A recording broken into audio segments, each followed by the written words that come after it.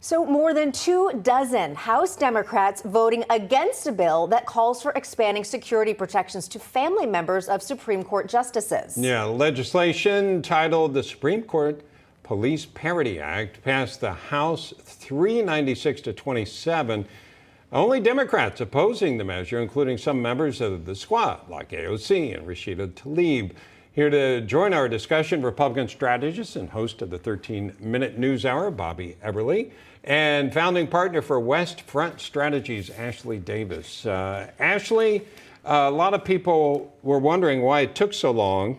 My answer to that is Dobbs hadn't come out yet, right? I mean, that's the Democrats held this up because they kept wanting those protests. That's my theory behind it. But what do you think's going on here, even with the votes against it?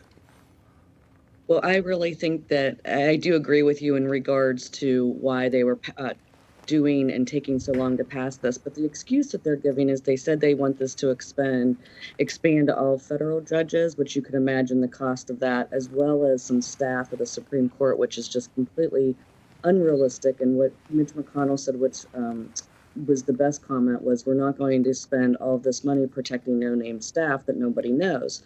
My belief is that the reason that they were holding out and then did not vote for it was because they're still mad that Justice Kavanaugh was confirmed to be a Supreme Court justice. Mm-hmm. I mean, if this came out of the fact of what happened with Justice Kavanaugh and what happened to him last week with the potential murder of he or his family, and I think that they were just mad because it's him. If one of their Democrat appointees were put in front because of this bill, I think they would have had a different story. This is the lineup of usual suspects, by the way. If you want to know the progressive left, that's pretty much it right there. Take a screenshot and save it. All right.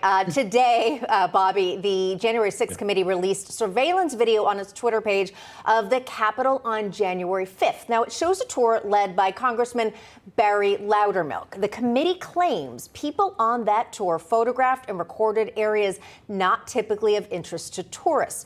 The committee now, you can guess where this is going, trying to tie this tour to events the following day, even though Loudermilk has already been cleared by Capitol Police. They wrote a letter saying there's nothing suspicious about what happened at all. It was a tour.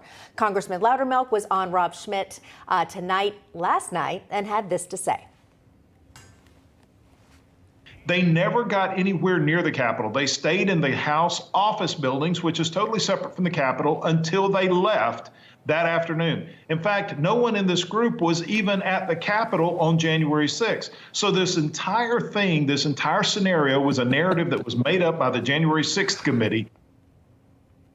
Yeah, Bobby, your take on that. He's already been cleared, so what are they doing?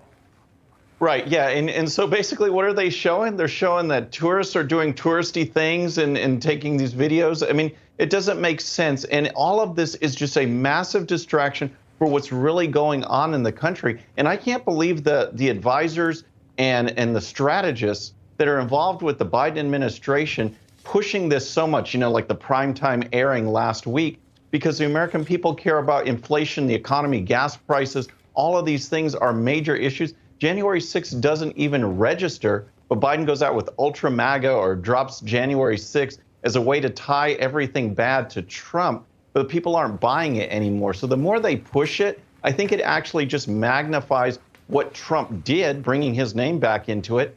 That was good. And that's what people are focusing on. All right, Bobby Eberle, Ashley Davis, thank you so much for joining us. Thanks.